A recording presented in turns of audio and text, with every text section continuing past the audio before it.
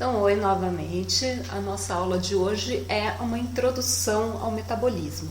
Agora que a gente entendeu a estrutura da maioria das moléculas que fazem parte do nosso corpo, a gente pode começar a entender como que essas moléculas se transformam através de uma riqueza enorme de reações químicas que são catalisadas dentro do nosso corpo e que constituem o metabolismo.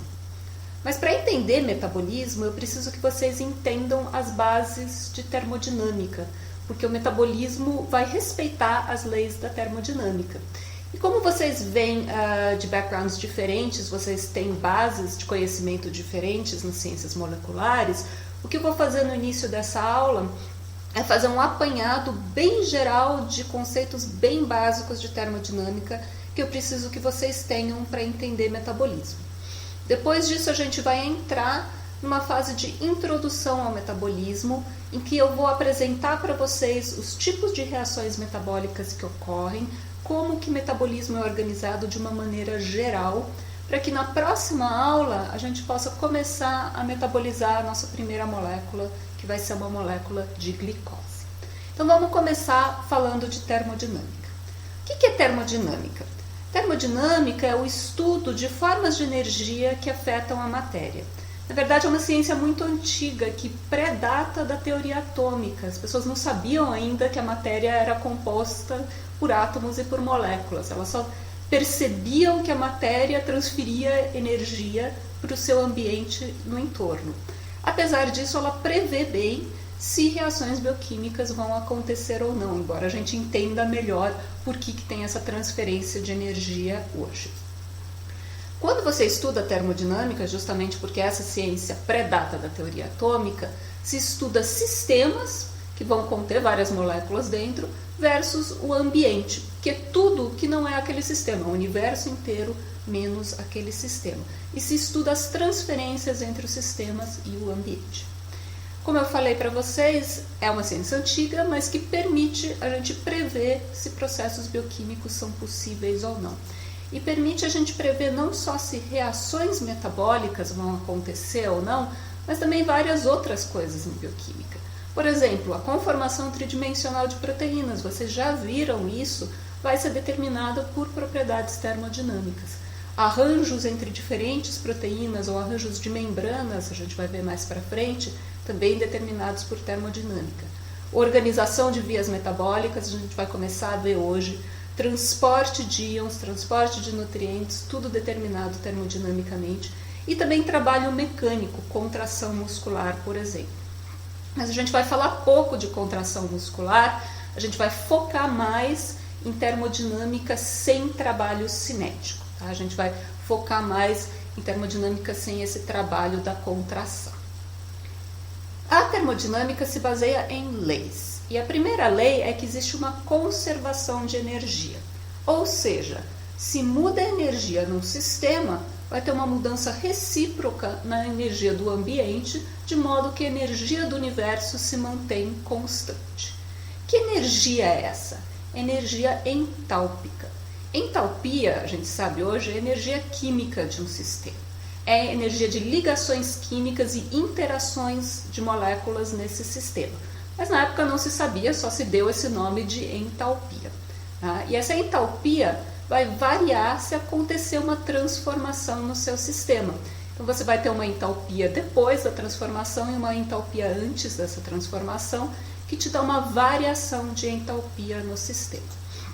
Nos sistemas biológicos que a gente vai estudar, a gente não vai ver uma variação de temperatura grande do sistema, nem um trabalho mecânico desse sistema.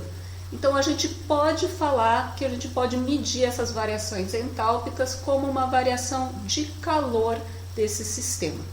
Se o sistema perde energia química, a gente vai falar que isso é um processo que ele está sofrendo exotérmico, em que ele está liberando calor para o ambiente. Por outro lado, processos endotérmicos são processos em que o sistema vai absorver calor do ambiente e, portanto, ele está ganhando entalpia, está ganhando energia química.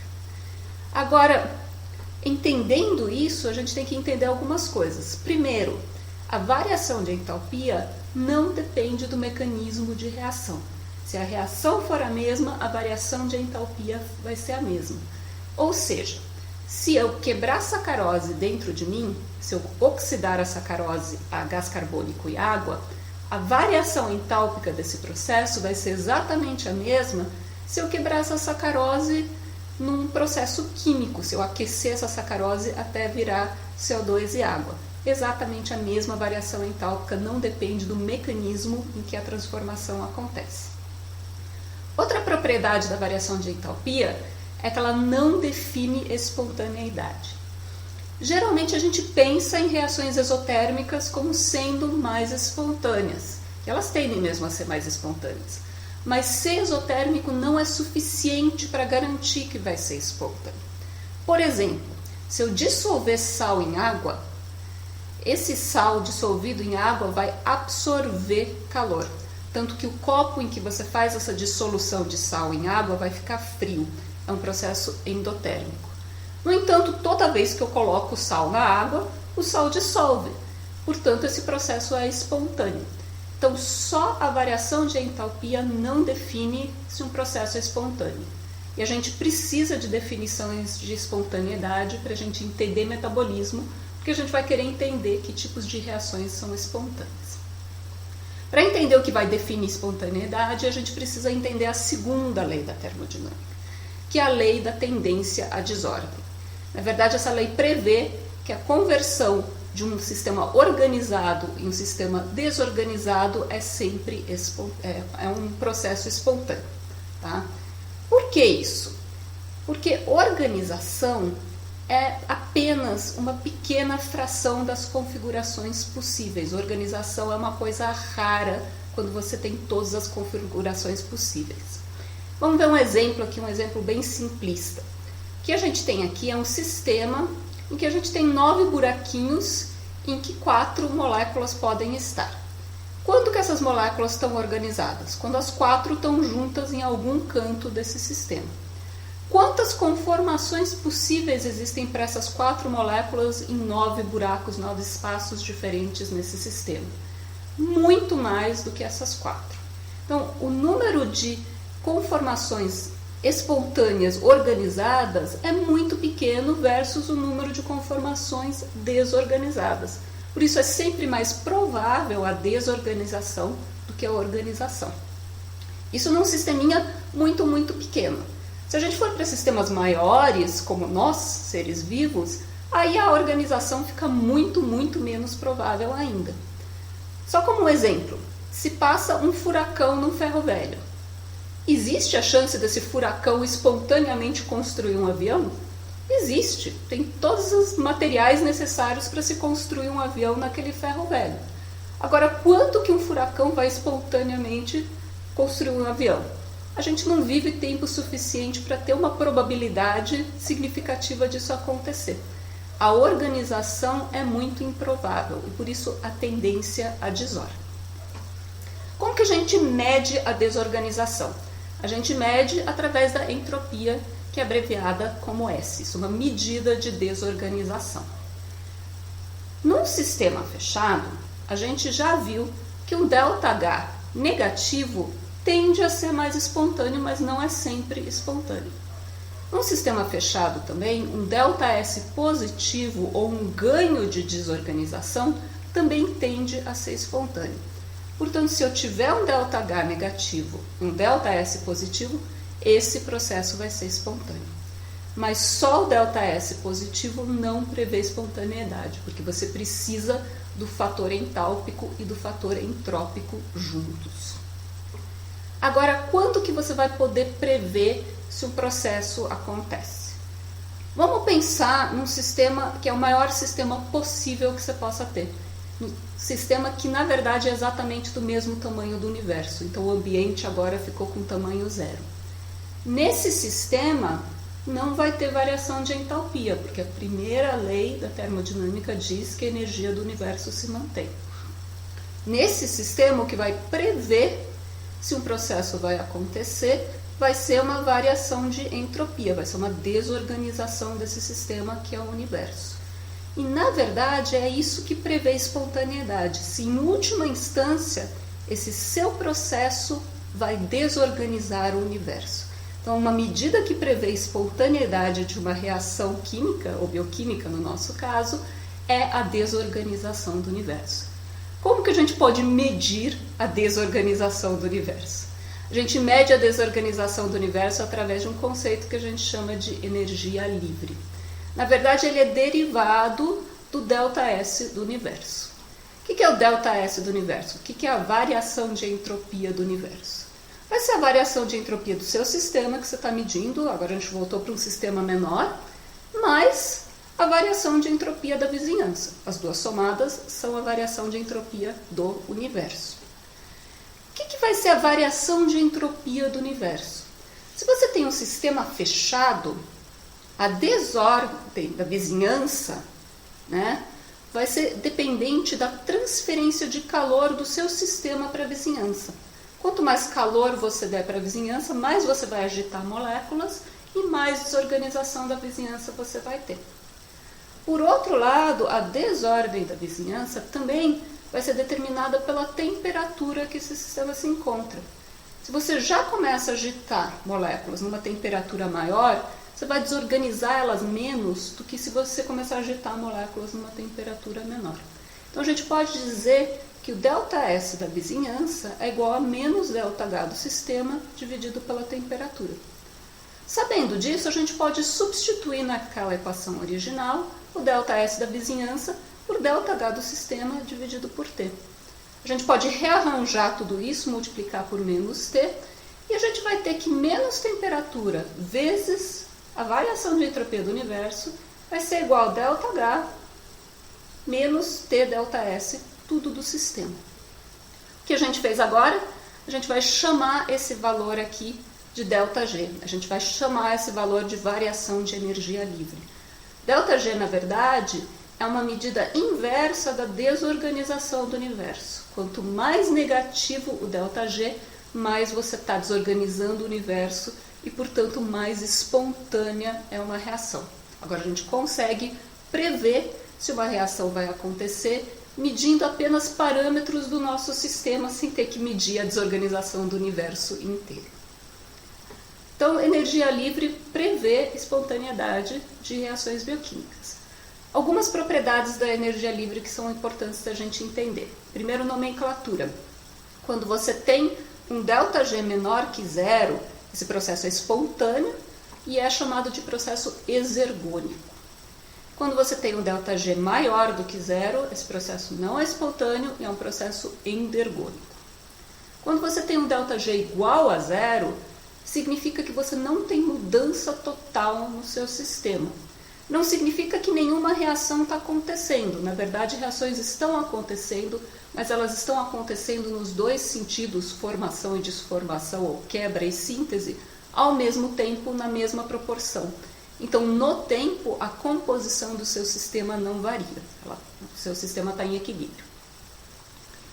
ΔG indica a espontaneidade da reação, mas não indica velocidade nem mecanismo dessa reação.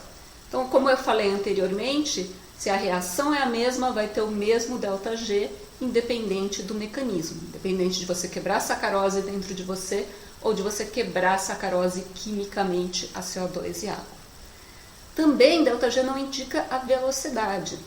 A quebra de sacarose a CO2 e água é altamente espontânea, tem um ΔG muito negativo, tanto que a gente aproveita a energia da quebra de sacarose para usar essa energia para viver, né, dentro de metabolismo. No entanto, eu tenho sacarose, eu tenho açúcar dentro do meu armário na cozinha por meses, por anos, e ele não degrada espontaneamente. Por que ele não degrada espontaneamente? Porque existe uma energia de ativação para essa quebra espontânea que é pouco atingida. A velocidade de degradação espontânea dessa molécula é muito lenta e ΔG não vai indicar velocidade, só vai indicar espontaneidade. ΔGs de reações acopladas podem ser somados. Então, quando você soma todas as reações que quebram a sacarose dentro das nossas células, todas elas têm ΔGs diferentes, e o ΔG final vai ser exatamente o mesmo ΔG da quebra química de sacarose a CO2 e água. Então, vai ter uma soma dessas dessas medidas. Dessa equação, ΔG igual a ΔH menos T ΔS, a gente pode chegar a algumas conclusões bem simples de termodinâmica. Primeira conclusão. Se você tem um ΔH menor do que zero, ou seja, uma transferência de calor do sistema para o ambiente, e um ΔS maior do que zero, ou seja, um ganho de bagunça, esse processo é sempre espontâneo. Ele é entalpicamente e entropicamente espontâneo.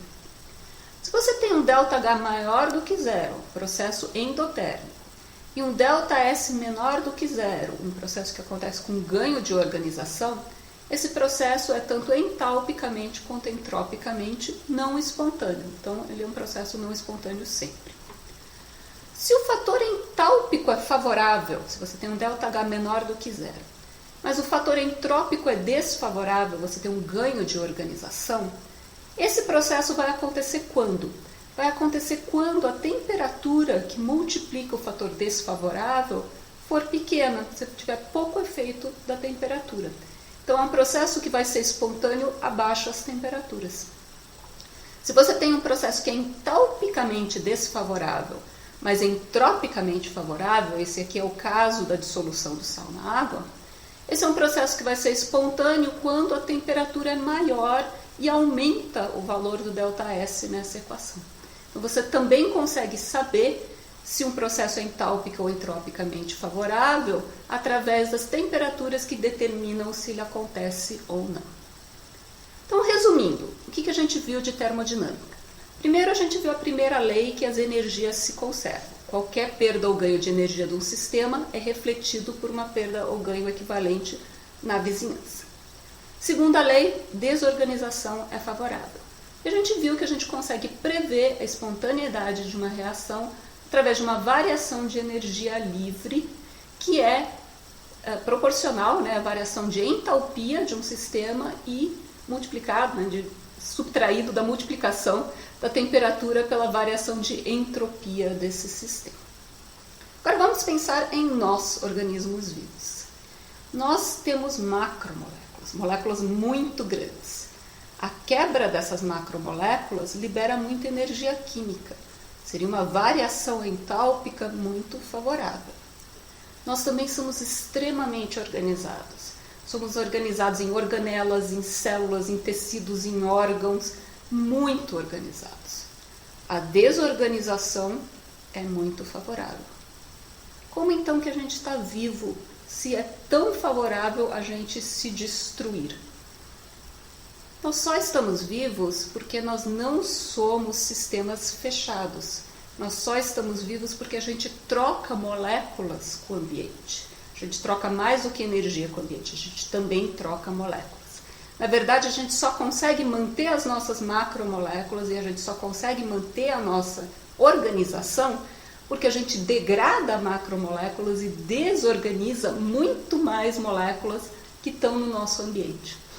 O ser humano médio come por ano mais ou menos 0,5 tonelada de comida e mais 0,5 tonelada de bebida. 0,5 tonelada de comida entrou para dentro de você ano passado, você não engordou 0,5 tonelada. Tá? O que você fez com todas essas moléculas?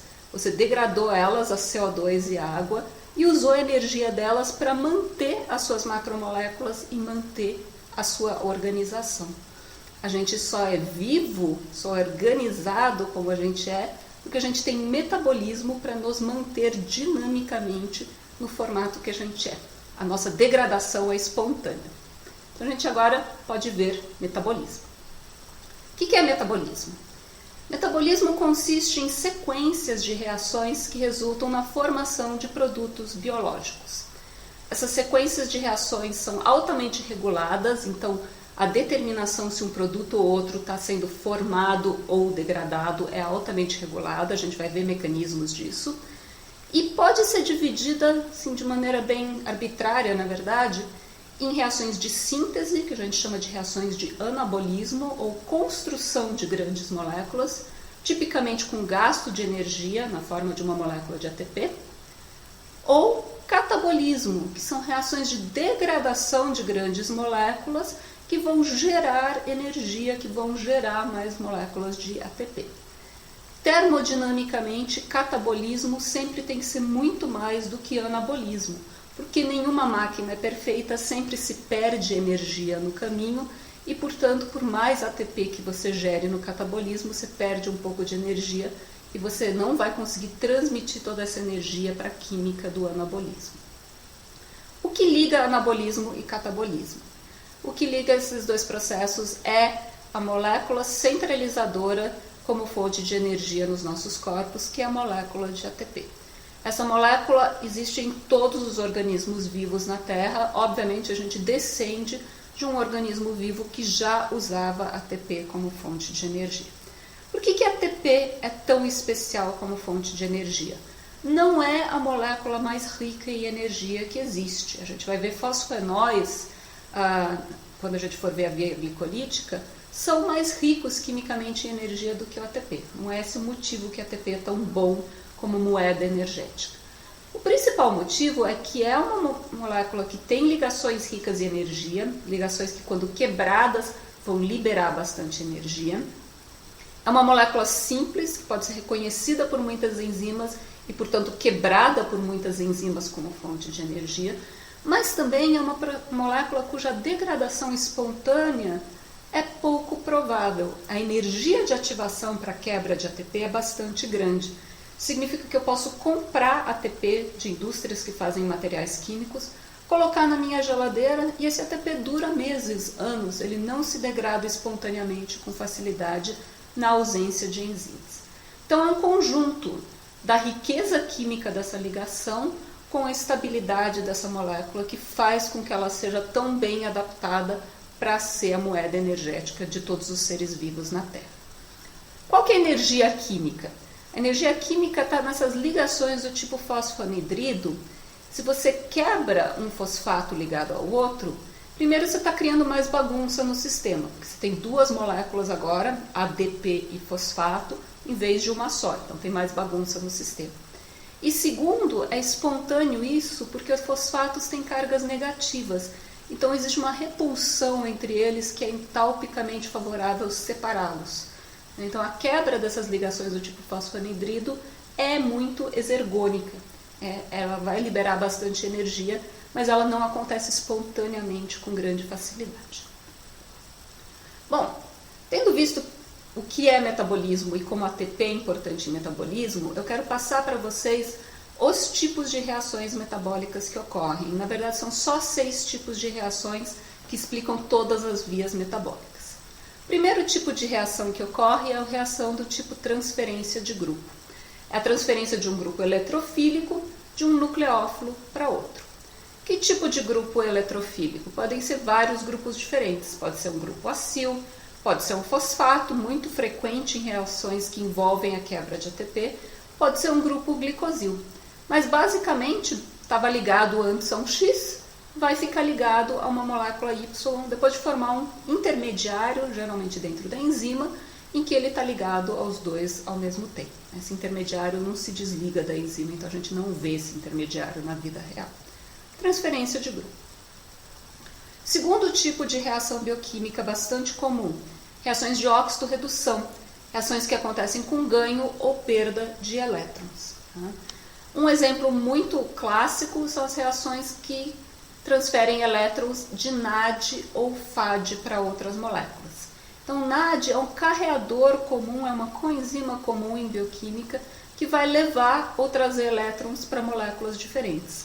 Aqui ele está na forma reduzida, ele vai reduzir piruvato e vai formar uma molécula de lactato junto com NAD na forma oxidada. Lactato é mais reduzido do que piruvato. Isso está sendo catalisado por uma enzima, só está colocado aqui 2 aminoácidos dessa enzima, que é a lactato desidrogenase. Na verdade, em bioquímica, você reconhece as reações de óxido-redução porque tipicamente elas envolvem 3 carreadores de elétrons comuns. O NADP, que estruturalmente é muito semelhante, a gente vai falar dele daqui a pouco em metabolismo, e o FAD, que também pode ser reduzido por 2 elétrons, gerando a forma reduzida que é FADH2. Ele atrai 2 prótons e, portanto, fica sem carga. Terceiro tipo de reação são as reações de eliminação ou a reação oposta, que é a reação de adição. Essas reações envolvem ou a formação ou a eliminação de duplas ligações entre carbono e a retirada ou a colocação dos ligantes que estavam nesses carbonos antes. Então a gente está vendo um exemplo aqui em que você está perdendo uma água, um H+, e um OH-, e você está criando uma dupla ligação. Tá? O interessante quando você cria duplas ligações é que essas duplas ligações podem tanto ser em trans quanto em cis, podem ter conformações estruturais diferentes. E a enzima que catalisa essas reações de eliminação de água vai determinar se a molécula vai ser formada em trans ou em cis. Por isso que biologicamente uma pode ser muito mais comum do que a outra. Não só a água pode ser eliminada, se forem outros ligantes nesses carbonos, podem ser eliminadas outras moléculas. Ou pode ser a reação inversa, pode ser uma reação de adição de água, removendo essa dupla ligação. Quarto tipo de reação são reações de isomerização. Essas reações mudam a posição de uma dupla ligação. E um tipo de isomerização muito comum é a transformação de carboidratos. Então a gente viu na aula passada que carboidratos podem ser aldoses ou podem ser cetoses. Existem enzimas que catalisam a isomerização entre aldoses e cetoses. Agora, para essa dupla ligação ser transferida desse carbono para esse carbono, os elétrons teriam que pular no universo, né, uma distância muito grande. Isso não acontece. Na verdade, dentro das enzimas que catalisam essa transformação, vai primeiro ter uma ressonância com uma dupla ligação entre os carbonos e depois a formação da dupla ligação com o oxigênio e a formação da cetose em si. Isso é a catálise de uma isomerização e por isso que essa reação espontaneamente tem uma velocidade muito lenta, ela só vai acontecer catalisada mesmo por essas enzimas. Quinto tipo de reação é um tipo de reação bastante incomum, na verdade, é um tipo de reação cuja catálise é muito complexa. São reações de rearranjo, em que você muda a estrutura da cadeia carbônica da molécula. O exemplo que a gente está vendo aqui é uma cadeia ramificada da metilmalonil-CoA, que você tem 3 carbonos ligados a um outro carbono com uma ramificação, sendo transformado em succinil-CoA, que tem uma cadeia não ramificada. Esse carbono mudou de posição para outro carbono, formando uma cadeia não ramificada.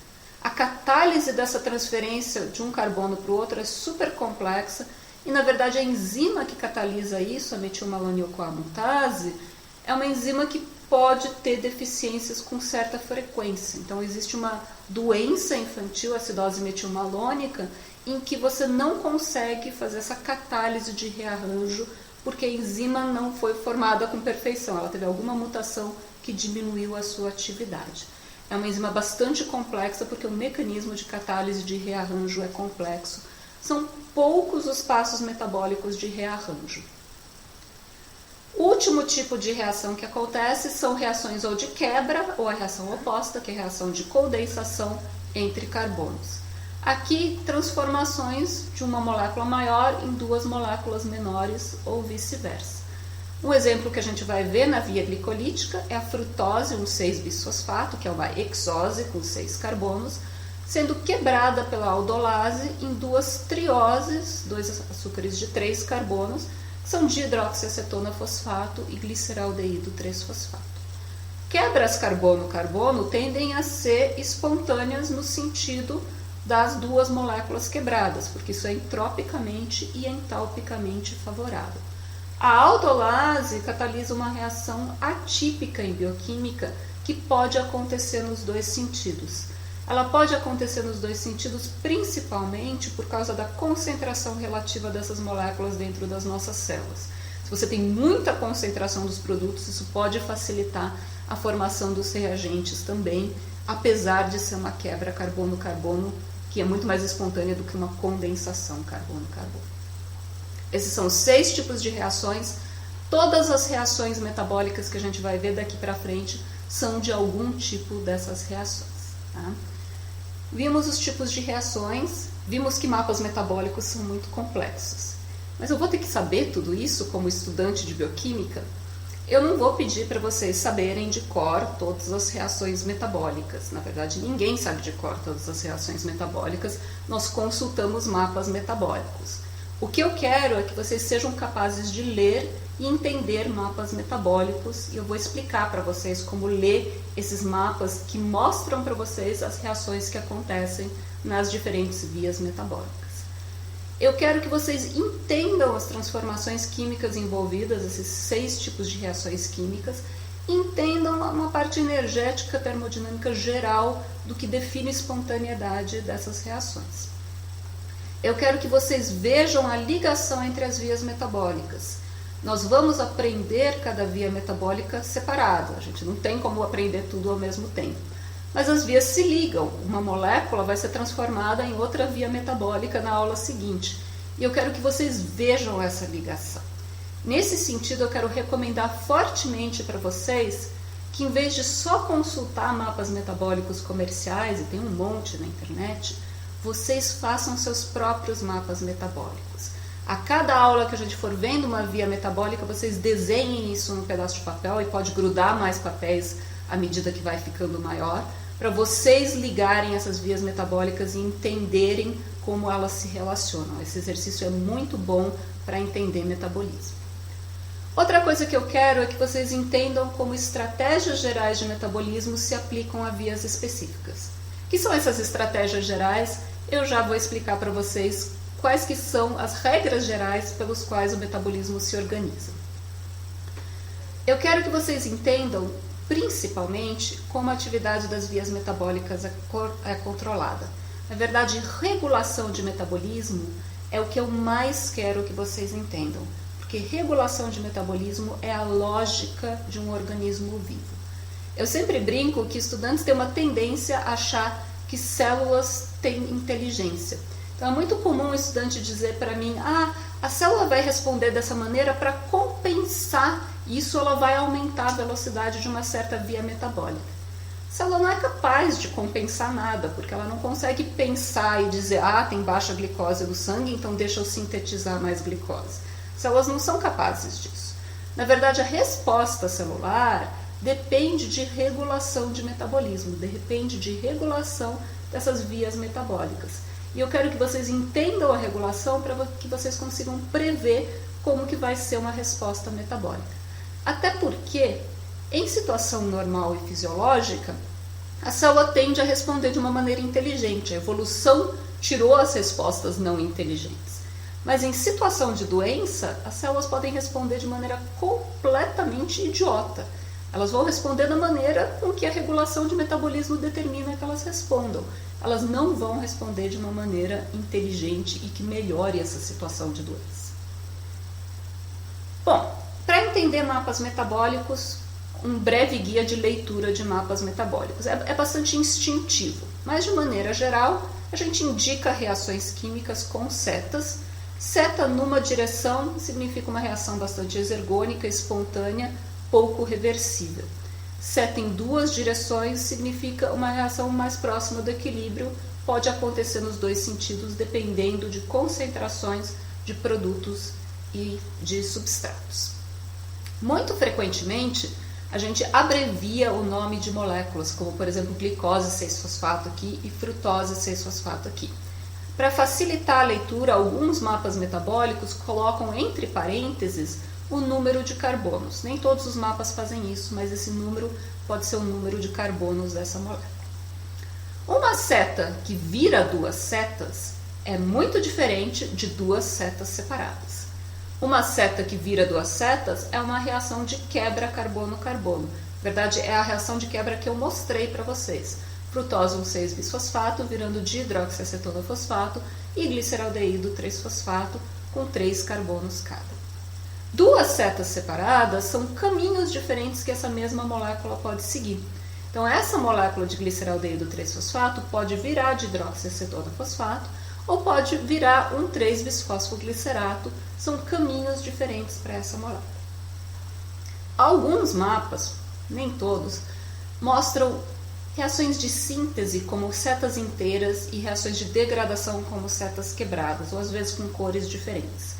Isso é incomum porque muitas vezes as reações são as mesmas e só algumas reações são diferentes em síntese e degradação. Então vocês não vão ver isso na maioria dos mapas. Muitos mapas metabólicos vão colocar a enzima em cima da seta.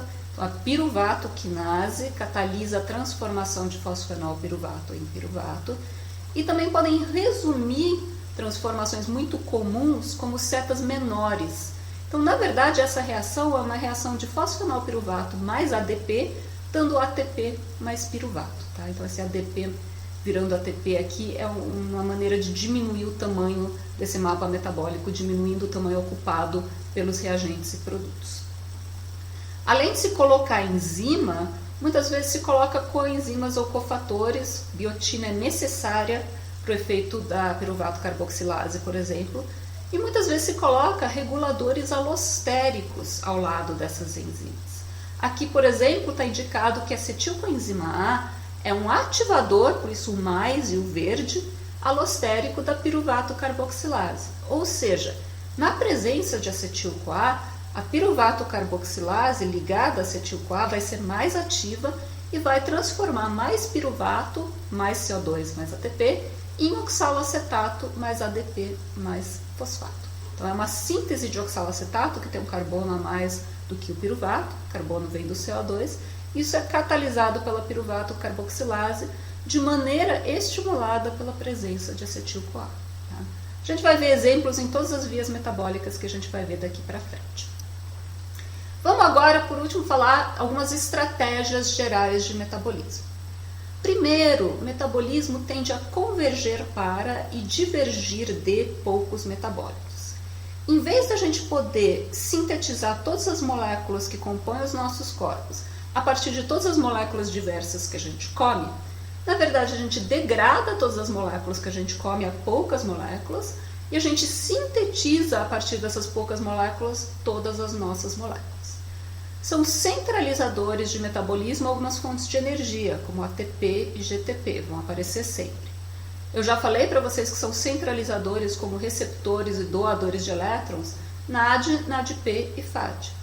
Também são centralizadores em metabolismo acetilcoenzima A como fonte de carbono e glutamato como um aminoácido fonte de nitrogênio. Tá? A vantagem para isso é que isso simplifica muito evolutivamente. Você não precisa se adaptar a um novo ambiente completamente com vias para fazer tudo a partir das suas novas ofertas de moléculas naquele novo ambiente. Muito mais simples. E também simplifica processos anabólicos. É como se você tivesse tijolos e você pode construir qualquer coisa a partir deles. Né? É uma simplificação você convergir e depois divergir. Grande exemplo de convergência e divergência é a acetilcoenzima A, uma molécula pequena com 2 carbonos, que é formada a partir de metabolismo de tudo. Tá? Aminoácidos, lipídios e carboidratos, todos formam acetil-CoA. E a partir de acetil-CoA, você forma tudo também. Tudo que é sintetizado em diferentes organismos vivos é feito a partir de acetil-CoA como fonte de carbonos. Segunda estratégia geral do metabolismo. Vias metabólicas são irreversíveis. Reações específicas dentro da via metabólica podem ser reversíveis. Podem ter um ΔG próximo de zero. Mas sempre vai ter pelo menos uma reação na via metabólica que vai ter um ΔG bem negativo e que vai fazer com que o ΔG total daquela via metabólica, que é a soma de todos os ΔGs, seja negativo e a via seja irreversível. Por que isso? Porque senão a gente tenderia ao equilíbrio, você nunca sintetizaria nada porque você não teria direcionamento no sentido de produzir uma molécula. Aqui é um exemplo. A conversão de glicose em piruvato, a via glicolítica, a primeira via metabólica que a gente vai ver, é irreversível e acontece com a redução de 2 NADs e a formação de 2 moléculas de ATP. A gente tem uma via metabólica que faz o inverso, que pega 2 piruvatos e forma uma molécula de glicose. Tá? Isso é neoglicogênese. Essa via é diferente em alguns passos específicos, também é exergônica, também direcionada no sentido de fazer glicose, senão a gente não sintetizava a glicose. Ela é diferente, ela usa 2 NADH, aqui é igual, mas ela também quebra 6 ATPs, formando 6 ADPs. Os passos de quebra de ATP são diferentes e a gente vai ver essas diferenças individuais depois. Esses passos diferentes, tipicamente, são os passos controlados do metabolismo. Então, você consegue controlar separadamente a síntese da degradação de glicose. Tá? Muito frequentemente, um primeiro passo, ou um dos primeiros passos metabólicos, é um passo muito exergônico e é um passo regulado através de regulação alostérica, por exemplo, de uma via metabólica. E a gente chama esse primeiro passo regulado e exergônico de passo de compromisso. É como se o metabolismo assumisse o compromisso de metabolizar aquela molécula. Um exemplo, na via glicolítica. O primeiro passo vai ser colocar um fosfato numa molécula de glicose, gerando glicose 6-fosfato. Uma reação exergônica com ΔG bastante negativo, porque a energia do fosfato no ATP é bem maior do que a energia do fosfato nessa molécula de glicose 6-fosfato.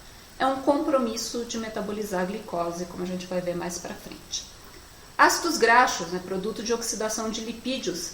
Primeiro passo do metabolismo de ácidos graxos é quebrar um ATP a AMP, ou seja, o ATP perdeu 2 ligações fosfóricas ricas em energia. Isso libera uma energia bastante grande, a reação é muito exergônica, mas forma acetil-CoA, e isso é um passo de compromisso, isso é um passo regulado do metabolismo de ácidos graxos. A vantagem é direcionar essa via metabólica, é impedir que você tenha acúmulos de intermediários antes da via metabólica ter o seu ponto de regulação, em que tenha uma decisão metabólica se essa reação vai acontecer ou não, e isso realmente vai determinar se aquela molécula vai ser metabolizada. A gente vai reconhecer passos de compromisso nas vias metabólicas conforme a gente for passando elas. Outra estratégia geral de metabolismo é compartimentalizar processos metabólicos. Separar processos metabólicos em lugares diferentes das células. Um exemplo, glicose é metabolizada a piruvato no citosol. Piruvato é quebrado a CO2 e água dentro da mitocôndria. Então, processos são separados dessas vias metabólicas. Um exemplo clássico, a síntese de ácidos graxos, de gorduras, é citosólica. A degradação é mitocondrial. Na verdade, o que determina se você vai sintetizar lipídios ou degradar lipídios é o transporte desse ácido graxo para dentro da mitocôndria ou não. Então, uma vantagem dessa estratégia é justamente controlar passos metabólicos. Se você controla o transporte de piruvato para dentro da mitocôndria, você controla o metabolismo de piruvato. Se você controla o transporte de ácido graxo para dentro da mitocôndria, você controla o metabolismo de ácidos graxos. Outra vantagem é que você está aumentando a concentração localizada desses intermediários metabólicos. Mitocôndrias têm um espaço muito pequeno na sua matriz, mas muitas reações bioquímicas acontecem. Isso significa que mesmo com um número pequeno de moléculas, a concentração dessas moléculas é alta. E isso permite mais moléculas encontrando mais enzimas e mais habilidade de catálise. Só para você ter uma noção do tamanho de uma mitocôndria média, se calcula que em média tenha mais ou menos 60 prótons dentro da matriz de uma mitocôndria. É um número pequeno de prótons, o espaço é pequeno, mas é suficiente para a concentração de prótons ser suficiente para ter um pH próximo de 7. Tá? Bom, a gente viu as estratégias gerais, mas a estratégia maior do metabolismo é que ele é sempre regulado. Como que metabolismo é regulado? Existem algumas coisas que são comuns em termos de controle de metabolismo e a gente vai ver nas várias vias conforme a gente for passando. A primeira é que o metabolismo pode ser controlado por estratégias gerais, por compartimentalização e por reações de compromisso, como a gente viu. O metabolismo também pode ser controlado por concentração de substratos, por afinidade de uma enzima, por concentração dessa enzima e por concentração de produtos. O metabolismo pode ser controlado pela atividade da enzima. Enzimas podem ter afinidades diferentes, podem ter velocidades máximas diferentes, características estruturais diferentes e enzimáticas diferentes, como vocês viram nas aulas de enzimologia.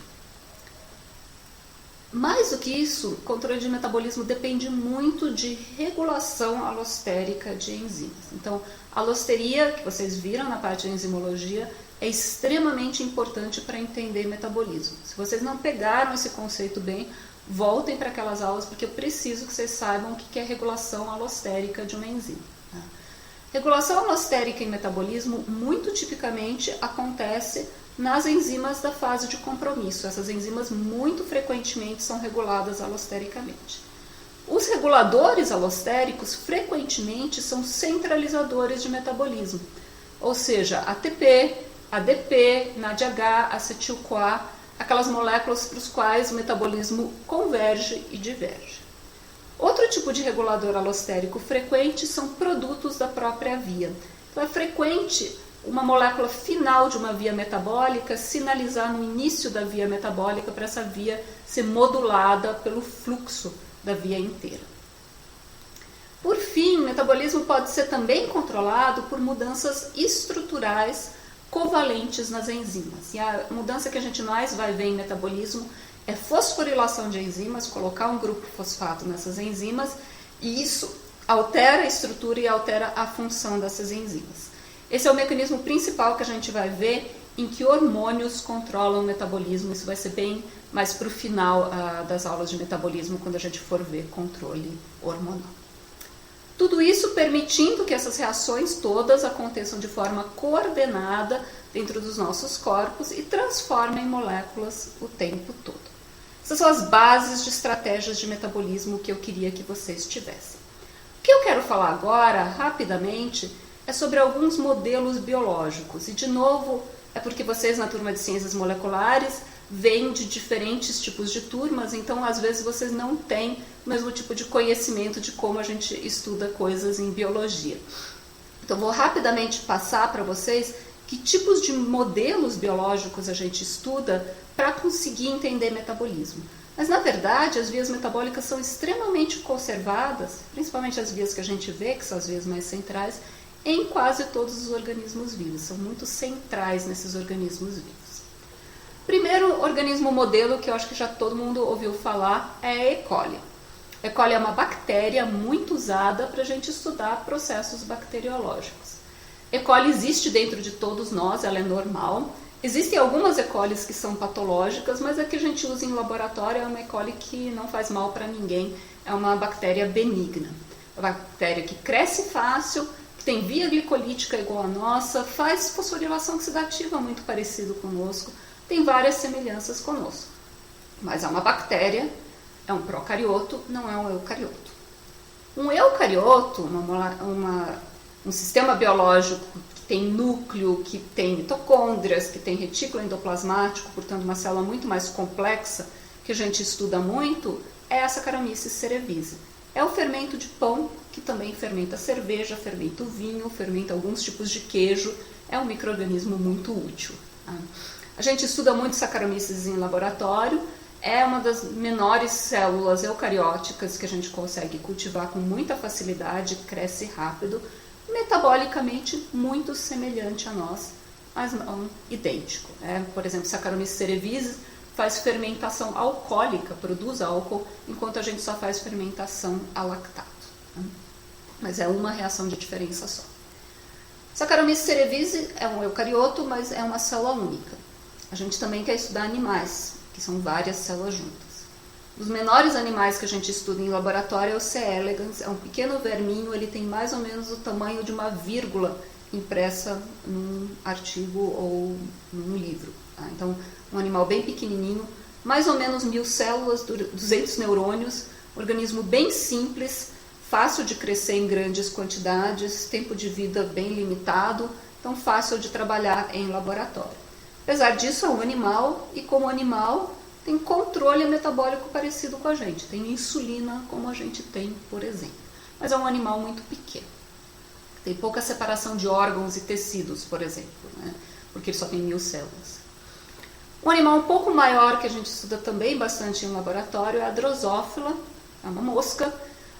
Classicamente se faz muito estudo genético com drosófila, mas você também consegue entender processos bioquímicos em moscas, e a vantagem é um animal um pouco maior, um pouco mais de separação de diferentes órgãos e função desses diferentes órgãos. Mas obviamente não é um vertebrado, nós somos animais vertebrados, uma complexidade bastante maior do que um inseto. O menor vertebrado que se estuda frequentemente em laboratório são os zebrafishes, que é um pequeno peixinho muito comum e também fácil de crescer, se reproduz rapidamente, mas é um vertebrado, ele tem uma coluna espinhal, então ele é mais parecido biologicamente conosco, mas não é um mamífero. O mamífero mais estudado em laboratório de longe é o musmúsculos ou o camundongo. Tá? O camundongo é muito parecido conosco bioquimicamente. Eu falaria que 99% dos processos metabólicos de um camundongo são idênticos a nós e, portanto, são muito úteis em termos da gente entender como que funcionam processos biológicos e é de longe o mamífero mais estudado em laboratório. Não confunda camundongo, que é um mamífero roedor pequeno, com rato. Rato também é muito usado em laboratório, menos do que camundongo, mas muito usado, mas é um animal muito maior. Tá? Camundongo em torno de 30 a 50 gramas, rato em torno de 300 a 500 gramas. Então é um animal 10 vezes maior. Eles não são interconversíveis, tá? Isso aqui não é um ratinho, isso é um camundongo. Para nós na biologia, você chamar rato de camundongo e vice-versa, a gente fica nervoso. Então são animais bem diferentes. Mas o ratos novégicos, o rato de laboratório, também é um animal bastante estudado no laboratório, às vezes adotado quando você precisa de um mamífero de tamanho maior ou quando você precisa de outros modelos de mamíferos. Né? Por exemplo, teste de vacinas precisa de animais diferentes para ver se funciona. Você pode usar camundongos e ratos. Por fim, a gente também vai ver nessa disciplina a fotossíntese, então a gente não pode esquecer das plantas. Uma planta modelo muito usada em laboratório é a Arabidopsis. A vantagem é que ela é pequenininha, você pode crescer em placa, como vocês veem aí, mas é uma planta completa. Ela tem flor, ela tem o ciclo de vida de uma planta, sementes, tudo como você espera, folhas, né, como você espera de uma planta comum.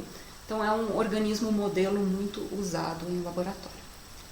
Era isso que eu queria falar para vocês como introdução ao metabolismo. A gente vai se ver na próxima aula, começando a metabolizar a nossa primeira molécula, que é a glicose. Até lá, por favor, façam e entreguem os exercícios. Tchau!